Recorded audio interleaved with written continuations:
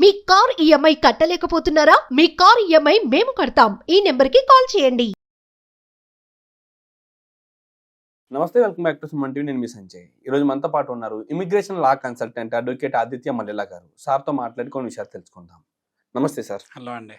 Sir, Trump 2.20 వల్ల అమెరికాలో F1 వీసాపై చదువుకునే స్టూడెంట్స్ కి బెనిఫిట్స్ ఏంటంటారు? అక్కడ తీసుకొచ్చిన కొత్త రైట్స్ వల్ల వీళ్ళకి ఏ బెనిఫిట్స్ ఉన్నాయంటారు? స్టూడెంట్ వీసాల మీద వెళ్ళే వాళ్ళు డెఫినెట్ గా అక్కడ బాగుంటది. సో ఎకనామికల్ గా స్టేబుల్ గా సెటిల్ అవ్వచ్చు. ప్లస్ ఏంటంటే మంచి ఫ్యూచర్ ఉంటుంది. ఇమిగ్రేషన్ లాస్ కనుక వీళ్ళకి ఫేవరబుల్ గా ఉంటే యుఎస్ లో సెటిల్ అవుతారు కాబట్టి వాళ్ళకి రిటర్న్ ఆన్ ఇన్వెస్ట్మెంట్ అయ్యిద్ది అని చెప్పి వెళ్తాం జరుగుతుంది. ఇప్పుడు మన వాళ్ళందరూ ఎక్కువ మాస్టర్స్కి వెళ్తారు, లేకపోతే అండర్ గ్రాడ్ బ్యాచిలర్స్కి వెళ్తారు. బ్యాచిలర్స్కి అయితే ఆల్మోస్ట్ 3 to 5 crores అయ్యిందండి. సో మాస్టర్స్కి వెళ్తున్నారు అనుకోండి, అట్లీస్ట్ ఒక 50 lakhs to 1 crore మినిమం అవుతుంది. సో వెళ్ళే వాళ్ళు ఎందుకు వెళ్తున్నారు అంటే యుఎస్ లో సెటిల్ అవ్వాలి అంటే ఈ స్టూడెంట్ వీసా అనేది ఒక ప్రొవిజన్. సో ప్రొవిజన్ ఏంటి అంటే ఇప్పుడు 50 lakhs లోన్ తీసుకొని వాళ్ళు వెళ్ళినా వాళ్ళ కాన్ఫిడెన్స్ ఏంటి అంటే వాళ్ళు అక్కడ ఏదో ఒక జాబ్స్ చేసి దాన్ని రిటర్న్ ఆన్ ఇన్వెస్ట్మెంట్ ద్వారా ROI అంటే ఏంటంటే ఎలా ఒకలా తీర్చేయచ్చు, లేకపోతే కొంత పార్ట్ మీరు ఏంటంటే తీర్చేసుకొని కొంత పార్ట్ తర్వాత అయినా స్లోగా తీర్చుకోవచ్చు అని కాన్ఫిడెన్స్తో వెళ్తున్నారు. బట్ వెళ్ళే వాళ్ళకి వచ్చే మేజర్ కన్స్ట్రెయిన్ ఏంటి అంటే స్టూడెంట్ వీసా ఫేజ్ నుంచి వాళ్ళు వర్క్ వీసా ఫేజ్ కన్వర్ట్ అవ్వాలి కదా, వాళ్ళు జాబ్ చేయాలి అంటే. అఫ్ కోర్స్ స్టూడెంట్ వీసాలో ఉన్నప్పుడు కూడా వీళ్ళు ఏంటంటే ముందే తెలియక చాలా మంది వెళ్ళి ఇల్లీగల్ జాబ్స్ చేయటము, ఆఫ్ క్యాంపస్ జాబ్స్ చేయటం, చాలా రెస్టారెంట్స్ లో కానీ లేకపోతే ఏంటంటే హోటల్స్ లో లేకపోతే గ్యాస్ స్టేషన్స్ లో గ్రాసరీ స్టోర్స్ లో ఇల్లీగల్ గా జాబ్స్ చేస్తున్నారు. ఎందుకంటే ఆ లోన్లు తీసుకొని వెళ్తారు కదా, మరి ఆ డబ్బులు వాళ్ళు కట్టేయాలి కదా, వాళ్ళకి ఇబ్బంది ఉంటుంది ఆ కన్స్ట్రెయిన్. అలా ఇల్లీగల్ చేస్తున్నారు. అలా కానీ చాలా మంది ఐడెంటిఫై చేశారు. ఏంటంటే యుఎస్ గవర్నమెంట్ ఐడెంటిఫై చేసింది. ఐడెంటిఫై చేసి డిపోర్ట్ చేసేస్తుంది అనమాట. అలా చేయకూడదు కాబట్టి మీరు ఆన్ క్యాంపస్ చేయాలి, అది కూడా ప్రిస్క్రైబ్ నెంబర్ ఆఫ్ అవర్సే చేయాలి. ఇంతకుముందు ఏంటంటే ఫేక్ డాక్యుమెంట్స్ పెట్టి వెళ్ళారు ఒకప్పుడు యుఎస్, మరి అప్పుడు ఐడెంటిఫై చేశారు. ఐడెంటిఫై చేస్తే మరి వాళ్ళకి ఏంటంటే కంప్లీట్ గా స్టాంపింగ్ చేస్తారు, ఇంకెప్పుడు వాళ్ళు యుఎస్ ఎంటర్ అవడానికి లేకుండా ఉంటుంది. సో స్టూడెంట్ వీసా మీద వెళ్ళే వాళ్ళకి కూడా ఇప్పుడు వచ్చే ఇబ్బందులు ఏంటి అంటే అక్కడ వీళ్ళు స్టూడెంట్ నుంచి వర్క్ వీసాకి కన్వర్ట్ అయ్యేటప్పుడు ఫస్ట్ స్టూడెంట్ వీసా ఒక 5 yearsకి ఇచ్చారనుకోండి, 2 years వీళ్ళ ఎడ్యుకేషన్ ఉంటుందండి. 1.5 year to 2 years మాస్టర్స్ తీసుకున్నాను.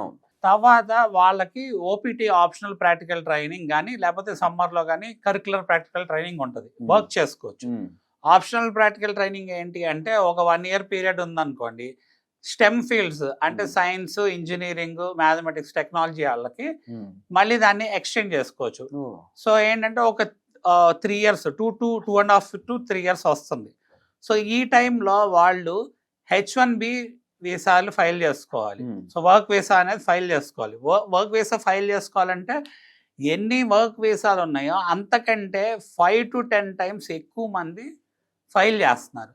మనం రీసెంట్గా న్యూస్ చూస్తే సో దాని మీద H1B కూడా రెగ్గింగ్ చేస్తున్నారు. ఎందుకంటే 70% H1B మీద అంటే స్కిల్ దీని మీద వచ్చే వాళ్ళు కూడా ఇండియన్సే అని చెప్పి 70-75% పీపుల్ రెగ్గింగ్ చేస్తున్నారు. సో రెగ్గింగ్ అంటే ఏంటి, మన వాళ్ళు అక్కడికి వెళ్ళే వాళ్ళు ఏదో ఒక సాఫ్ట్వేర్ కన్సల్టెంట్ ఆల్రెడీ సెటిల్ అయిపోయిన వాళ్ళు ఉంటారు కదా యుఎస్ లో, వాళ్ళు హెల్ప్ చేస్తారు. ఆ కన్సల్టెన్సీస్ హెల్ప్ చేస్తాయి, మనం పేరోల్ రన్ చేస్తాయి, లేకపోతే మనం బెంచ్ మీద ఉంటే ఏదో ఒక ప్రాజెక్ట్ చూపిస్తుంది, లేకపోతే ఎలా ఒకలాగా ఆ కంపెనీస్ ఆర్ కంపెనీ ఒక సిస్టర్ కన్సర్న్స్ బేస్ చేసుకొని H1Bకి ఒకవేళ ఒక 4-5 కంపెనీస్ ద్వారా ఒకేసారి ఫైల్ చేశారు, ప్రాబబిలిటీ టు గెట్ H1B అనేది పెరిగిద్ది అని చెప్పి ఆలోచించారు. అయితే ఇప్పుడు అది కూడా దాన్ని కూడా మార్చేయటం జరిగింది. ఏంటంటే H1B ఇలా రెగ్గింగ్ చేస్తున్నారు అని చెప్పి ట్రావెల్ డాక్యుమెంట్ నెంబర్ మెన్షన్ చేస్తే అంటే పాస్పోర్ట్ నెంబర్ మెన్షన్ చేసి ఫైల్ చేయాలి. అప్పుడు ఒక అప్లికేషనే ఫైల్ చేస్తారు అన్నమాట. సో అప్పుడు దాన్ని ఏంటంటే ఫైన్ ట్యూన్ చేశారు. సో మోర్ స్ట్రిక్ట్ అయింది. సో ఇప్పుడు probability of getting H1B visa అనేది ఇంకా కన్స్ట్రెయిన్ అయింది. సో చాలా మంది ఏమవుతుంది, ఒక మాస్టర్స్ అయిపోయినా జస్ట్ యుఎస్లో ఉండటానికి మళ్ళీ సెకండ్ మాస్టర్స్ చేస్తున్నారు. లేకపోతే పెళ్లి చేసుకుంటే వేరే వాళ్ళకి కనుక కొంచెం వర్క్ వీసా ఉందనుకోండి, వాళ్ళ మీద డిపెండెంట్గా వెళ్తున్నారు. ప్లస్ ఓపీటీ దగ్గర ఇప్పుడు ట్రంప్ వచ్చాక ఓపీటీ ఎక్స్టెన్షన్ ఏదైనా స్టెమ్ ఫీల్డ్స్కి క్యాన్సిల్ చేస్తాడు ఏమో అనేది అందరికీ ఉన్న డౌట్ అనమాట. మేనేజ్మెంట్ ఫీల్డ్కే ఎక్స్టెన్షన్ ఉండదు. అలానే సేమ్ ఇంజనీరింగ్ ఫీల్డ్స్కి కూడా అలా పెడితే మరి నిజంగా అసలు మన వాళ్ళు యుఎస్ వెళ్తారా అనేది, ఎందుకంటే వాళ్ళ probability of getting work visa కానీ వర్కింగ్ దేర్ కానీ తగ్గిపోద్ది కాబట్టి. సో ఎంప్లాయర్ అనేవాడు ఎప్పుడు మన H1B అనేది లాటరీలో పిక్ అవ్వాలి. నెక్స్ట్ ఎంప్లాయర్ మనకి స్పాన్సర్ చేయాలి. స్పాన్సర్ చేస్తే వీళ్ళు అక్కడ వర్క్ పర్మిట్ వచ్చి సస్టైన్ అయ్యే సిచ్యువేషన్ ఉంటుంది. ఓకే. సో అంటే స్టూడెంట్ వీసా నుంచి వర్క్ వీసా కన్వర్ట్ అయ్యారు. బట్ వీళ్ళ ఫైనల్ గోల్ ఏంటి, మళ్ళీ గ్రీన్ కార్డ్ తెచ్చుకోవాలి. అవును. గ్రీన్ కార్డ్ తెచ్చుకోవాలి అంటే మళ్ళీ వాళ్ళకు ఉన్న ఇబ్బంది ఏంటి, అసలు ఈ ప్రాసెస్ అంతా వీళ్ళకి వర్క్ వీసాలు స్పాన్సర్ చేసి ఎంప్లాయర్ తర్వాత మళ్ళీ అదే ఎంప్లాయర్ గ్రీన్ కార్డ్ స్పాన్సర్ చేయాలనుకోండి, వీళ్ళకి ఉండే కన్స్ట్రెయిన్ ఏంటి అంటే ఒక 5 to 7 years టైం పట్టింది ఇదంతా ప్రాసెస్ అండర్గో అవడానికి. మరి గ్రీన్ కార్డ్ అప్లై చేయడానికి 5 to 7 years పడితే అసలు గ్రీన్ కార్డ్ రావడానికి 100 years పైన పడుతుంది. సో మనం ఆల్రెడీ ఈ టాపిక్ మాట్లాడుకున్నాం, చాలా వీడియోస్ యూట్యూబ్లో చేసాం మనం. అవును సార్. సో ఇప్పుడు వచ్చే మేజర్ అప్పుడు కన్స్ట్రెయిన్ ఏంటి, అసలు ఇంత కన్స్ట్రెయిన్ ఉంది మాకు ఇమిగ్రేషన్ లాస్ పరంగా, రూల్స్ అండ్ రెగ్యులేషన్స్ పరంగా, మేము వెళ్ళాలా వద్దా? ఎగ్జాక్ట్లీ డౌట్ ఖచ్చితంగా వస్తుంది సార్. ఇన్ని 7 సంవత్సరాలు ఎంత కష్టపడి గ్రీన్ కార్డ్ అప్లై చేయడానికి వస్తే గ్రీన్ కార్డ్ అప్లై చేసినా సరే రావడానికి ఇంత టైం పడుతుంది. అవును. అండ్ అలాంటప్పుడు ఎంత ప్రాసెస్ అంతా వేస్ట్ అయినట్టే కదా సార్. అవును, రిటర్న్ ఆన్ ఇన్వెస్ట్మెంట్ అయ్యిద్దంటేనే వెళ్తారు ఎవరైనా, లేకపోతే ఆ బర్డెన్ అంతా వాళ్ళ పేరెంట్స్ మీద పడిపోద్ది. సో చాలా సార్లు ఏంటి అంటే ఇక్కడ నుంచి పేరెంట్స్ లోన్ తీసుకొని పంపేయటము, లేకపోతే ఇక్కడ వాళ్ళ ఎడ్యుకేషన్ కోసం ఇక్కడ ప్రాపర్టీస్ ని లిక్విడేట్ చేసి పంపేయటం కూడా జరిగింది. అవును సార్. అవును. ప్లస్ మనం EB-5 వీసాలో చెప్పుకున్నాం, ఏం చెప్పుకున్నాము, సో EB-5 వీసా అనేది చాలా మంది ఇప్పుడు ఆప్ట్ చేయడానికి చూస్తున్నారు. ఎందుకు ఆప్ట్ చేయడానికి చూస్తున్నారు, ఇంత కన్స్ట్రెంట్స్ ఉన్నప్పుడు EB-5 వీసా రూట్ చూస్ చేసుకుంటే వాళ్ళకి ఇమీడియట్ గా గ్రీన్ కార్డ్ వస్తుంది అనేది కూడా మనం మాట్లాడుకున్నాం.